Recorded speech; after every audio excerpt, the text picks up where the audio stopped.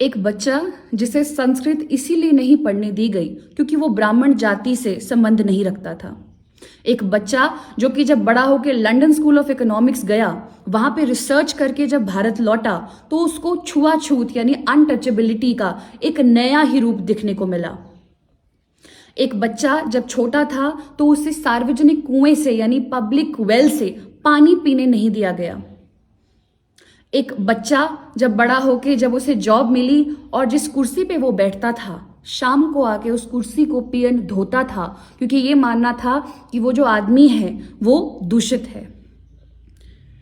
जिस दफ्तर में काम किया करते थे वहां पर जो चौकीदार था, पियन था, वो फाइल फेंक कर मारा करते थे ताकि उस व्यक्ति का स्पर्श पियन या चौकीदार पे ना हो।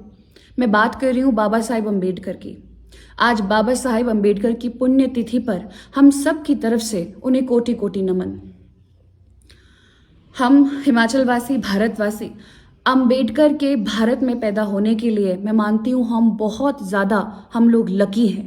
हमें भगवान को धन्यवाद करना चाहिए कि ऐसे इंस्पायरिंग पर्सनालिटी फ्यूचर जनरेशन्स के लिए हमारे पास है, जिनका उदाहरण हम हर बार दे सकते हैं कि लाइफ आपके साथ जो भी करे मायने नहीं रखता, मायने रखता है कि आपके अंदर डिटर्मिनेशन कितनी है।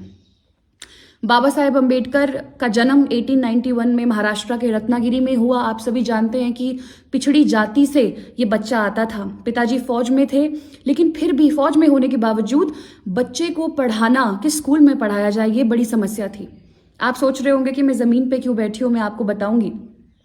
अंबेडकर जिस स्कूल में उनका एडमिशन हुआ, टीचर्स अंबेडकर को ज़मीन पे ही बिठाया करते थे। मैं आज वो फीलिंग लेना चाह रही हूँ कि हमें कैसा लगता है अगर इस प्रकार से हमारे साथ डिस्क्रिमिनेशन और इनइक्वालिटी हो। एक बार टीचर ने अंबेडकर को कहा कि ज़रा ये सम सॉल्व करना, तो बच्चों ने टीचर को रोक दिया। बच्चों ने कहा कि ज़रा मैम रुकिए, हमें अपने टिफ़िन के डब्बे जो कि बोर्ड के नीचे रखे हुए थे उनको हमें साइड करने दीजिए। अगर अंबेडकर का स्पर्श इन डब्बों पे चला गया तो हम ये खाना नहीं खा पाएंगे, हमारा जो खाना है वो प्रदूषित या दूषित हो जाएगा। इस सोच के साथ, इस प्रकार के बिहेवियर और टॉर्चर के साथ अंबेडकर बड़े हुए हैं।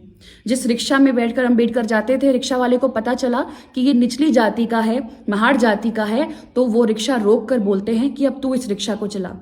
अंबेडकर ने उन औरतों को देखा है जिन औरतों जो दलित औरतें थीं, उनको साड़ी बांधने का एक अलग ही तरह से परमिशन थी। दलित औरतें साड़ी सिर्फ और सिर्फ टांग के ऊपर तक पहन सकती थी, जैसे बाकी महिलाएं टांगों को ढककर साड़ी पहनती है। ये अधिकार भी दलित महिलाओं के पास नहीं था, ये परमिशन भी नहीं थी। बाबा साहेब अम्बेडकर ने ठानी, और आप जानते हैं ग्वालियर के एक राजा थे जिन्होंने उनको सपोर्ट किया और उन्हें स्पॉन्सर किया, और वो बीए की डिग्री वो कंप्लीट करते हैं। उसके बाद वो न्यूयॉर्क की कोलंबिया यूनिवर्सिटी में जाते हैं और कोलंबिया यूनिवर्सिटी से वो मास्टर्स करते हैं political science, history, sociology, economy, और उसके बाद पीएचडी भी करते हैं। उसके बाद लंदन स्कूल ऑफ इकोनॉमिक्स जाते हैं स्कॉलरशिप लेके, और वहाँ पे वो एमएससी करते हैं, डॉक्टरेट करते हैं। ऐसी 2 किताबें लिखते हैं जिन किताबों की वजह से आज का modern day Reserve Bank of India जो है वो बना है। उन किताबों का नाम था the problem of rupee and second was the evolution of provincial relations, provincial finances. इन 2 किताबों की वजह से आज modern day Reserve Bank of India जो है वो स्थापित किया गया है। आप देख लीजिए, ही इज अ जीनियस।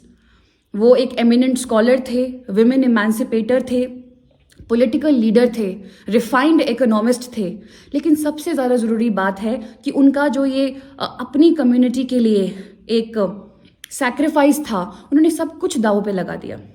1927 में वो महार सत्याग्रह शुरू करते हैं कि हम अपनी कम्युनिटी के लिए पब्लिकली इन जगहों पे पानी पीने का राइट जो है वो लेकर रहेंगे। पूरी कम्युनिटी को उन्होंने मोबिलाइज किया। आज भी जो जय भीम के नारे लगते हैं वो बाबा साहेब की ही देन है। दलित औरतों को पूरी तरीके से तमीज से साड़ी पहनने का जो अधिकार है वो भी बाबा साहेब ने ही दिलाया है। आप सब जानते हैं कि सेपरेट इलेक्टोरेट की डिमांड जो है वो बाबा साहेब ने उस वक्त की, अपनी कम्युनिटी के राइट्स को प्रोटेक्ट करने के लिए। आज रिजर्वेशन की वजह से ऐसे बहुत से लोग हैं जो पिछड़े हुए एरिया से आते हैं, एसटी, एससी, और ये लोग आज समाज में अपनी एक अलग पहचान बनाकर आए हैं। मुझे ये कहने में कोई शर्म नहीं आती, मैं शेड्यूल्ड ट्राइब हूँ और मेरे पूर्वज जिस परिस्थिति में भरमौर में रहे हैं, उस परिस्थितियों में जो रिजर्वेशन का सहारा मिला है, उस रिजर्वेशन के सहारे की वजह से ये लोग कांगड़ा आ पाए और मेरे पिताजी को पढ़ाया। मेरे घर में और किसी की फ़ोटो हो ना हो, बाबा साहेब अम्बेडकर की फ़ोटो बचपन से है, क्योंकि जब भी मैं अपने पिताजी से पूछती थी कि ये कौन है, तो वो हमेशा बताते हैं कि इनकी वजह से आज हमें नौकरी मिली है, इनकी वजह से हमारी ज़िंदगियाँ जो है वो इम्प्रूव हुई हैं। तो मैं धन्यवाद करती हूँ बाबा साहेब का, उनकी इस कन्विक्शन का, जो हमारे कॉन्स्टिट्यूशन के निर्माता है। एज अ वुमन ऑल्सो आज जो राइट्स हम लोगों को मिले हैं वो बाबा साहेब की वजह से हैं। हम अपने राइट्स, बाबा साहेब ने कहा था कि पॉलिटिकल इक्वालिटी से ज़्यादा ज़रूरी है सोशल इक्वालिटी। तो आज बाबा साहेब की पुण्यतिथि पे हम सबको उनको याद करना चाहिए, फ्यूचर जनरेशन्स को उनके मैसेज को देना चाहिए कि अगर आपके साथ अन्याय हो तो आप एकजुट होकर उसका मुकाबला कर सकते हैं। धन्यवाद।